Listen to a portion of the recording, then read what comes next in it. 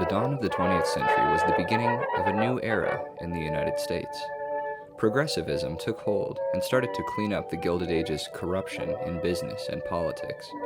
After the death of President McKinley in 1901, a young Teddy Roosevelt entered the Oval Office and pushed the nation in a new direction. The Square Deal, as President Roosevelt called it, challenged unregulated monopolies, increased federal regulation in the workplace and consumer markets, and pushed for the conservation of natural areas. Abroad, America was asserting itself into foreign affairs as President Roosevelt energetically waved his big stick policies in front of the globe's superpowers. Here at home, Boise was also entering a new age. In 1903, Roosevelt himself visited, a clear sign that the city was on a new track. Boise's population almost tripled between 1900 and 1910, an increase that initiated an explosion of commerce and construction. Citizens set off to fill their city with more than just buildings. They wanted places that would illustrate their material success and communal values. They began to build temples. These were not only temples of faith, but temples of business, government, and education. It was clear that Boise was leaving behind its western frontier image and modernizing quickly. Nothing better represented Boise's new status than a building erected in the century's very first year. The red brick and sandstone Iden Hall Hotel was an instant icon. Designed by William S. Campbell, the French chateau-style structure with its 4 flagpole-topped turrets and Italian marble mosaic flooring was a distinct change in the style of this western town. At 6 stories high, the structure towered over the 2 to 3 story high Boise skyline. As the home of the state's only elevator, the Iden Hall was the symbol of wealth and sophistication. Many of Boise's most distinguished guests stayed here, including Presidents Roosevelt, Taft, and Harrison, as well as actress Ethel Barrymore, and even members of the British royalty. Famous attorney Clarence Darrow was a guest at the Iden Hall in 1907 when he prepared his defense of radical labor leader William E. Big Bill Haywood in what would be called the trial of the century. The Iden Hall housed many of the trial's participants, and it is said that the arguments of the trial were first hashed out in the hotel bar. The trial put Boise on the map as many reporters filed articles from here. Darrow went one step further, grandly calling Boise the Athens of the sagebrush years later in his autobiography. While comparing Boise to Athens may seem a little far-fetched, Boise was growing quickly. The Idaho Statesman called the 1900s a season of building and real estate prosperity without parallel. The newspaper estimated that over $1 million were spent on new building projects during the decade. Many of these new buildings were for commercial purposes. The Edelman Building, located at Capitol in Idaho, was also designed by William S. Campbell in 1902. It housed many of Edelman's businesses, including the Will's Grocery Store, the Acme Plumbing and Heating Company, and, later, the Stearns Motor Car Company, whose mural you can see on the building's side. Many Boiseans will remember Fong's Tea Garden Restaurant, which opened in the 1930s and was a downtown institution clear through the 1970s. That same year, 1 block west of the Edelman Building, a 2-story Richardsonian Romanesque structure was built. The building was designed by local architects Tourdelet and Homme, with the funding of 5 local businessmen. The investors, who were staunch supporters of the North during the Civil War, called it Union Block to reproach any Southern Civil War sympathizers left in Boise. Other retail and business places constructed during the decade included the Gem and Noble blocks, the Alaska Building, and the Empire Building, which was called by architecture students, quote, the handsomest building in the entire Northwest. The first decade of the 1900s drastically changed the look of downtown Boise. Retail was not the only business that grew in the valley. Agriculture and lumber provided Boise with a solid economic base, along with water and recreation. For this purpose, Diversion Dam was built 7 miles southeast of Boise and completed in 1908.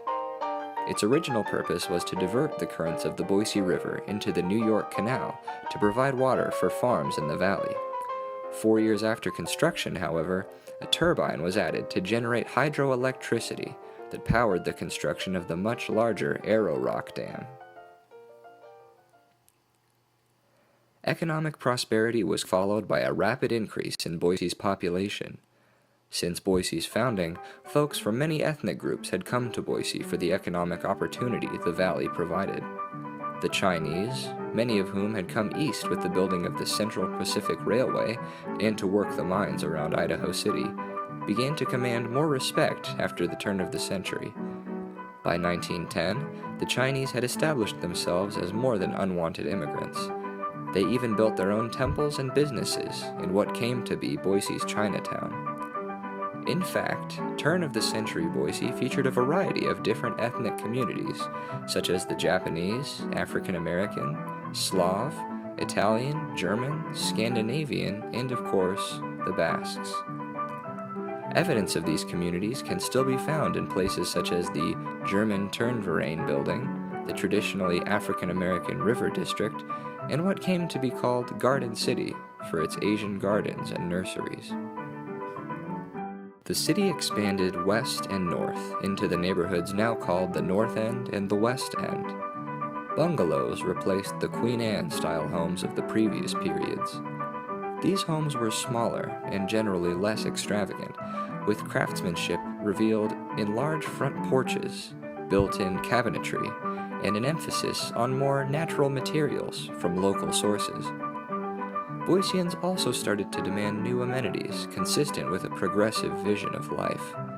Sidewalks, for example, were few and hard to find in the 1800s. West End real estate ads touted irrigation and sewers as well. For example, the idealistically named new subdivision of Pleasanton advertised, quote, cement street crossings, 2-car lanes, and free water for lawns and gardens.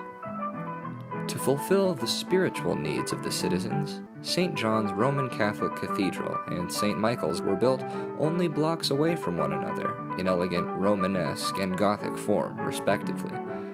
For entertainment, there was a local symphony as well as multiple theaters. And for sports, Boiseans were picking up new games like tennis, polo, and baseball. The Basques brought pelota, or handball, to Boise, and a court, or fronton, was built inside the Anduiza boarding house on Grove Street. The court, which still exists in its original location, has not been modified since it was built. The reform goals of the progressives were also adopted by state and local governments, who began the construction of a number of new governmental buildings in Boise. In 1901, construction began on a new federal building to house the post office and federal agencies. The building, built to a standard plan provided by the Treasury Department, was completed in 1905. That year also saw the beginning of the construction of a new state capitol right around the corner, which was modeled after our national capital. 1903 brought the construction of a new fire station in Boise. Boise Mayor Moses Alexander decided that the small, volunteer fire department could no longer meet the city's growing needs, and local architects Campbell and Wayland were asked to design a new firehouse. The Central Fire Station came to house the new and improved professional fire department, fully equipped with modern firefighting technology like horse-drawn fire wagons and a Metropolitan No. 3 steam pumper. The fire department has long since departed the building, but the Central Fire Station, crowned by a 68-foot bell tower, remains in downtown Boise. The first decade of the 1900s was a time of innovation. This was the decade when the Wright brothers flew their first airplane, when Henry Ford introduced the Model T, and the first silent movie, The Great Train Robbery, entered theaters. New ideas and technologies were popping up all the time. Progressive Boiseans looked to the future to help improve their hometown, and their efforts can be seen everywhere. For example, the women of Boise's Columbian Club received funding from industrialist and philanthropist Andrew Carnegie to build the city's first public library. Finished in 1905, Carnegie Library was designed by Tortolet and Homme. In 1974, it was added to the National Register of Historic Places. Across the street from the library, a new public high school was graduating its first students. The foundation for Boise High, nicknamed the Temple of Liberty, was laid in 1902, but this original building was not the characteristic white, pillared school that stands today. It was an eclectic-looking, red brick building that was hastily constructed. The city proclaimed that this building would be a high school to fit Boise for all time. However, this statement was proven untrue, and the building was eventually condemned. In 1908, construction on a new building began next to the original, and serves as the high school's east wing today. Prominent local architects Tordelet and Homme took time away from designing the Capitol to create the new Greek Revival-style building. A similarly designed west wing was completed in 1913. The original building was eventually replaced and connected the two wings. While the iconic facade, pillars, and front steps were not constructed until 1920, the school's initial architecture did reflect the values of a classical age and its focus on high-quality education. By the end of the decade, Boise looked quite different than it had at the turn of the century. Clarence Darrow's view of progressive-era Boise as in Athens may have been over-eager for the time, but by 1910, construction on the new Classical Revival Capitol building was in full swing, and Boiseans had a right to carry a little pride in their hometown. Though it was not finished until 1912, the new state capitol would come to symbolize Boise's prominence, not only as the state's capital, but as a reflection of a stylistic urban metropolis.